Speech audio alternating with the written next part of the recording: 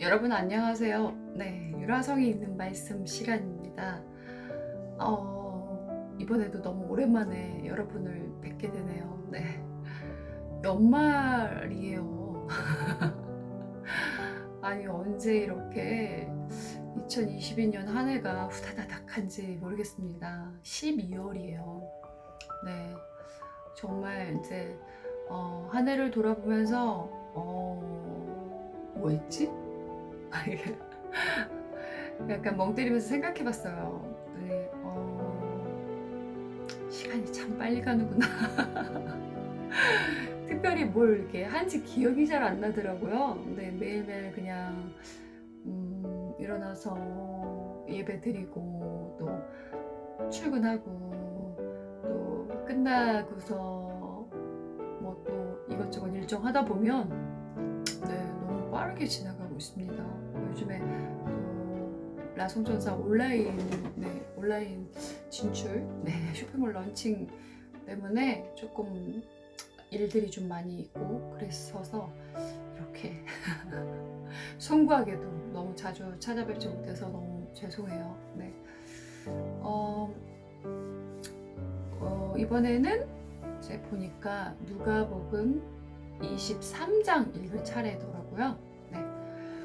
23장은 빌라도가 예수님을 재판하는 그런 장면이 나옵니다. 네, 한번 읽어보겠습니다. 23장. 그들 모두가 일어나서 예수님을 빌라도 앞으로 끌고 갔습니다. 그리고 예수님을 고소하였습니다. 이 사람은 백성들을 미혹시키고 가이사에게 세금을 바치지 못하게 했으며 자기가 그리스도 곧 왕이라고 주장합니다. 빌라도가 예수님께 물었습니다. 당신이 유대인의 왕이요? 예수님께서 대답하셨습니다. 네가 말한 대로다. 빌라도가 대제사장들과 군중들에게 말했습니다. 나는 이 사람에게서 아무 죄도 찾지 못하겠소. 그러나 사람들은 계속해서 주장했습니다. 이 사람이 갈릴리에서부터 시작해서 온 유대를 돌아다니고 이곳까지 와서 백성들을 선동하고 있습니다. 빌라도가 이 말을 듣고 예수님이 갈릴리 사람인지 물었습니다. 예수님이 헤롯의 관할 지역 아래에 있다는 것을 알고 예수님을 헤롯에게로 보냈습니다. 당시 헤롯은 예루살렘에 와 있었습니다. 헤롯은 예수님을 보고 매우 기뻐했습니다. 그는 오래전부터 예수님에 대해 듣고 예수님을 한번 만나보기를 원했습니다. 헤롯은 예수님께서 기적을 행하는 모습을 보고 싶어 했습니다. 헤롯이 예수님께 여러 가지 말로 질문을 했지만 예수님은 한마디도 대답하시지 않았습니다. 대제사장들과 율법학자들은 곁에 서서 예수님을 강력하게 고소했습니다. 헤롯은 군사들과 함께 예수님을 경멸했습니다. 그리고 화려한 옷을 입히고 조롱한 후 다시 빌라도에게로 보냈습니다. 예전에 빌라도와 헤롯은 서로 원수였지만 그날에 헤롯과 빌라도는 서로 친구가 되었습니다. 빌라도가 대제사장들과 지도자들과 백성들을 불렀습니다. 그리고 말했습니다. 너희는 이 사람이 백성을 반역하도록 부추긴다고 하여 내게로 데리고 왔다. 그러나 너희 앞에서 조사를 해보니 너희가 이 사람에 대해서 고소한 죄목을 찾을 수 없었다. 또한 헤롯도 아무런 잘못을 찾아낼 수 없어 그를 다시 우리에게로 보냈다. 이 사람은 죽어야만 될 어떤 잘못도 행하지 않았다. 그러니 나는 그를 매질해서 풀어주겠다. 그러자 사람들이 함께 소리를 지르며 말했습니다. 그 사람을 죽이시오. 우리에게 바라바를 풀어주시오. 바라바는 성에서 폭동을 일으켰기 때문에 감옥에 갇힌 사람이었습니다. 그는 또 살인죄도 지었습니다. 빌라도는 예수님을 풀어주려고 사람들에게 다시 말했습니다. 사람들은 더욱 크게 소리 질렀습니다. 십자가에 못 박으시오. 그를 십자가에 못 박으시오. 빌라도가 세 번째 물었습니다. 무슨 까닭이냐? 이 사람이 도대체 무슨 악한 일을 저질렀느냐? 나는 이 사람에게서 죽을 죄를 찾지 못했다. 따라서 매질만 하고 풀어주겠다.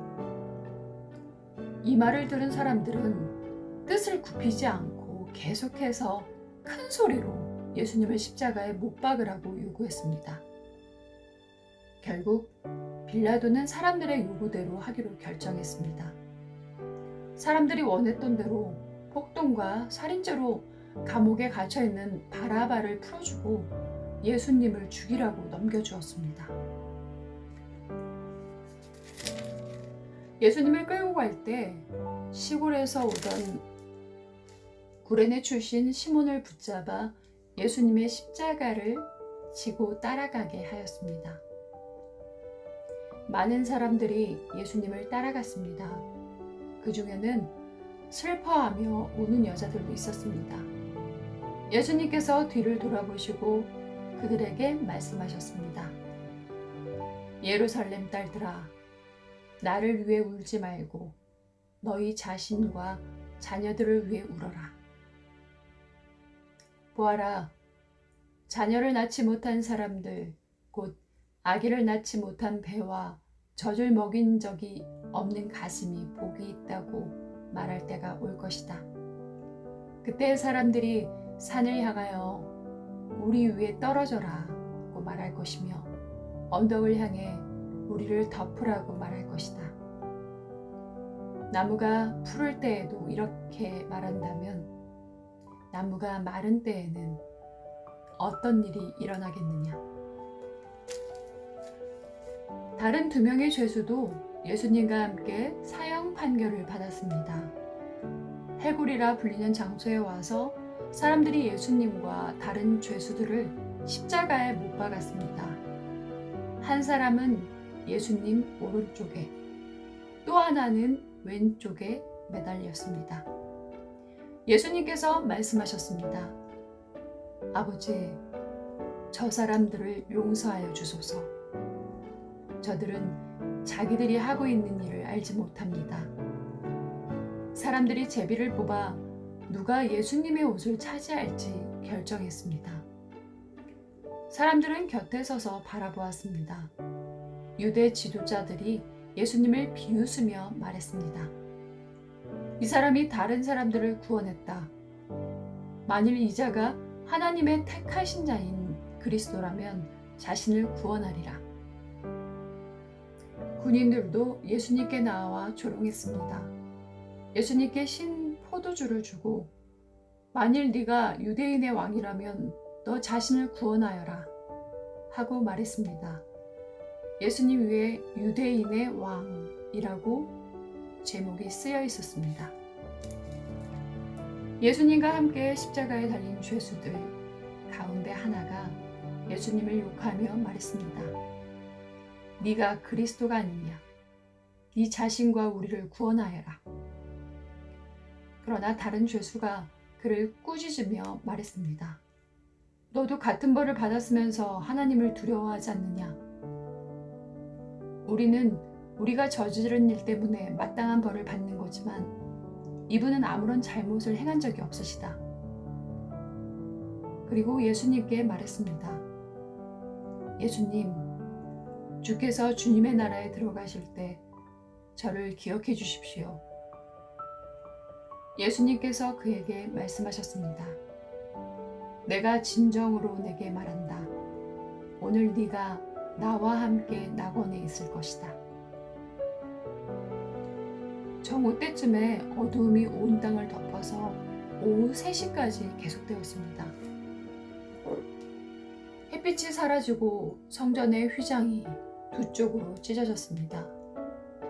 예수님께서 큰 소리로 부르짖었습니다. 아버지, 아버지의 손에 내 영혼을 맡깁니다. 이 말씀을 하신 후 예수님께서 돌아가셨습니다. 백부장이 그 일어나는 일을 보고 하나님께 영광을 돌리며 말했습니다.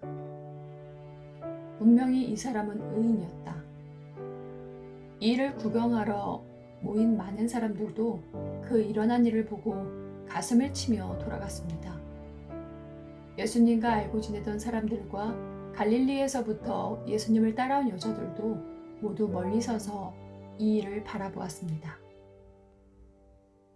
의회원으로 요셉이라고 불리는 사람이 있었는데 그는 선하고 의로운 사람이었습니다. 이 사람은 의회의 결정과 행동에 찬성하지 않았습니다. 이 사람은 유대 마을인 아리마대 출신이었고 하나님 나라를 기다리던 사람이었습니다. 요셉이 빌라도에게 가서 예수님의 시신을 달라고 요청했습니다. 요셉은 예수님의 시신을 가져다가 천으로 쌌습니다. 그리고 아무도 사용한 적 없는 바위를 쪼개 만든 새 무덤에 모셨습니다. 때는 안식일을 준비하는 금요일, 늦은 오후였는데 곧 안식일이 시작되려는 때였습니다. 갈릴리로부터 함께 온 여자들이 요셉을 뒤따라가서 무덤을 보고 예수님의 시신이 어떻게 누워있는지 보았습니다. 그리고 돌아와 향료와 향유를 준비하였고 안식일에는 계명대로 쉬었습니다. 아멘. 네, 누가복음 23장은 좀 이제 길어요. 예수님이 십자가에 못 박혀 돌아가시고 그런 이제 사건들을 이렇게 자세하게 이렇게 설명이 되어 있습니다. 네, 오늘은 이렇게 해서 제가 이제 잠자기 전에 오늘 말씀을 녹화를 해야겠다 결심을 하고서 이렇게 여러분을 만나러 왔습니다. 여러분 감기에 걸리지 않게 잘 조심하시고요. 그리고 우리가 늘 우리의 정말 영의 양식인 말씀을 매일 먹고 또 그 말씀대로 살려고 노력하면서 우리가 또 세상 가운데서 하나님의 능력으로 승리하는 그런 하루하루가 되시길 소망합니다. 또한 얼마 남지 않은 또 2022년 한 해 하루하루 정말 감사하면서 일정 잘 우선순위 정리하면서 깔끔하게 이렇게 마무리할 수 있는 그런 또 12월이 되기를 소망합니다. 여러분 남은 시간 또 주무시는 동안 편안하게 주무시고요. 또 꿈속에서도 예수님 만날 수 있는 그런 또 복을 누리시길 바랍니다. 여러분 우리 다음 시간에 또 만나요. 샬롬.